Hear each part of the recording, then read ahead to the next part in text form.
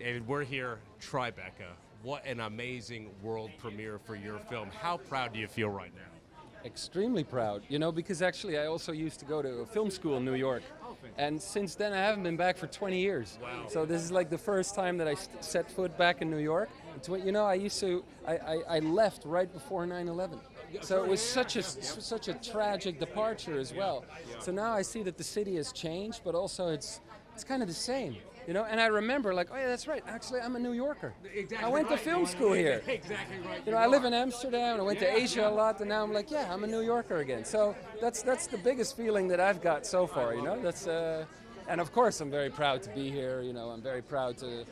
I have these beautiful people with me. I mean, and they are amazing. They're so talented. I've got such a nice cast. Oh yeah. And for a lot of them, I think this is going to be a big moment in their career, and I'm just so happy to be able to provide that. So absolutely. So well said, being able to provide that, right? I mean, to create this vision, you're giving opportunity to everybody. You do it together. Absolutely. And I mean, this is it's a very, whatever you might think of it, it's an extremely original film. It's totally something that it's even hard to say what genre it is, But, so I'm the writer, I'm the director, but even though it's very idiosyncratic, you make it together, right? And you make it changes whether I cast, Jessica Reynolds and Lucas and Marie Young, and they're what they bring to it, and there's so much discussion going on. It completely changes even like a very author-driven film like this. And it's the same for the crew and the producers and also the cinematographer. And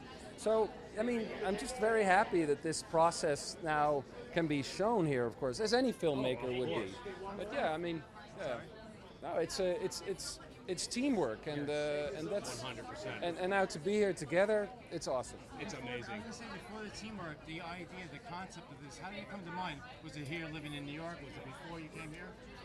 Oh, it was way after. I mean, I was living here 20 years ago, and these are really things that are kind of reflecting on what's going on in the world today.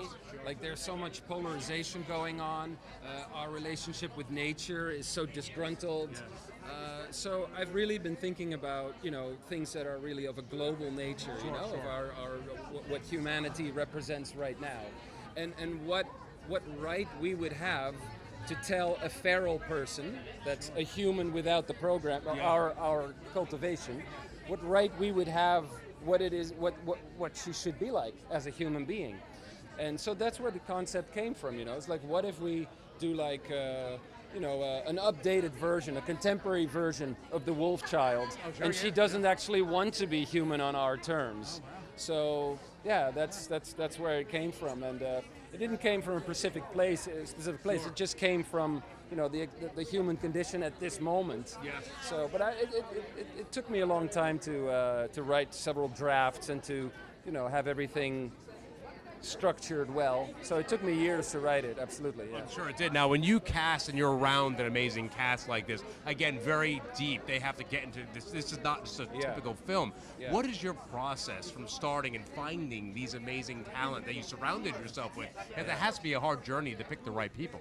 Yeah, it is. It is. And first of all, we take a lot of time for everything that we do. Sure. So we take a lot of time to cast. We cast very broadly. We cast in many countries, we cast in the Netherlands, in Ireland, in the UK, in Germany. So because it wasn't primarily a speaking part, because she's without language at the beginning. Yeah. So we literally had hundreds and hundreds of tapes from all over Europe for this role. And so you take time for that, and you give them assignments. I don't let actors do a scene. I give them more like exercises to do, which they can bring their own experience and their own their own way of expressing themselves to the table. So that's the first thing, and then 90% is casting. If you don't do the casting right, then you can work very hard, but it's never going to be. Yeah. So the casting is very important, but after that, also you take time working with people. Sure.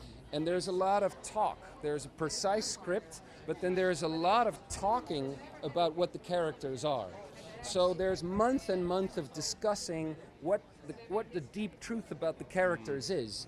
And I don't stop that until I really have the feeling that actors have given something that's from themselves, that they're bringing their own trauma or their own personal baggage to it. Yes. And so that's a lot of digging, and we take time to do that as well. So a lot of people also that work with me, they will say like, well, I'm used to doing these things, and we have like 2 or 3 weeks prep.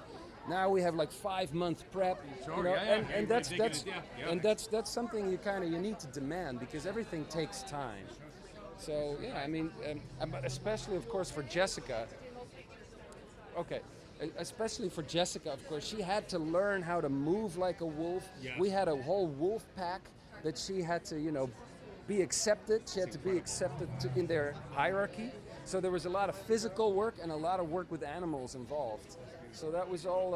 It was a very intense, multifaceted process. Now, this has to be so exciting for you, right? World premiere, Tribeca 2025. How does it feel for you? Yeah, it feels surreal. I mean, I got to New York yesterday. Even just being here is like, hi, America. But to be here for this film, for The Wolf, the Fox and the Leopard, is paramount. It's great. Yeah. I love that, man. Yeah. Especially when you said, hi, America, right? I mean, what better place? It's New York City. It's Tribeca. That has to feel like when you had to tell your friends, your family, you're coming here, world premiere. Yeah. What was their reaction like? Well, it was just it was a real journey with this film. In the edit, it started off as a 3.5-hour film. Sure. And cutting it down and kind of getting it to that right balance of keeping its integrity, but also allowing audiences to, really get the most out of it that the film deserves.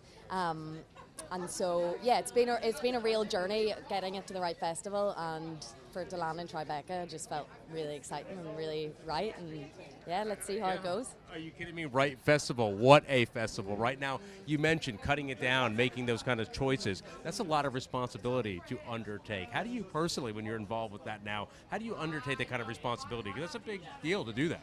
Yeah, I mean, I wasn't involved obviously in the edit, Yes. so from that standpoint, that was kind of nothing to do with me. But I mean, the whole journey. I mean, I gave everything that I had for that role, and there was a lot of prep. There was a lot of training involved because it's a very, very physical role. Sure. And I completely lost myself in it. And so when you do that, that's all you can kind of do and say people like it or not, whatever. But I know that I give 110%. Yeah. And I'm really proud of what we've created. So. I love that. I have a question though, as an actor also from my background, preparing for this, how much can you identify with the role, like based on your own life? Yeah, I mean, maybe it's kind of hard to identify with a feral child when you are one, you'd think. But truly, I did. I think it focuses on trauma a lot, maybe non-intentionally. Maybe that kind of was found during the process, because she essentially, in the middle section of the film, is like a toddler or a young child. And so digging into those places, it did go very deep for me. And yeah, like I said, I was very much in her shoes, for filming, and yeah.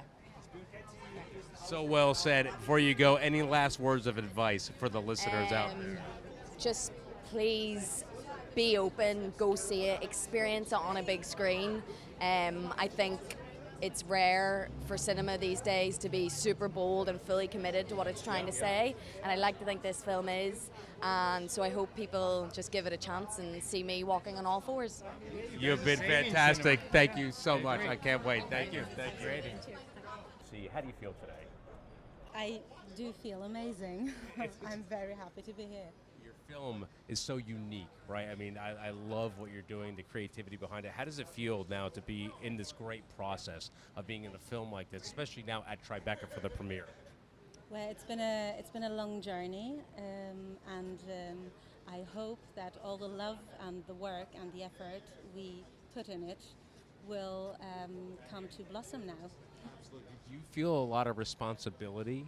Now you have an amazing team around you. You're here at Tribeca. Do you feel that responsibility to, lead the charge now that you're here? It's going to be so fun for everybody.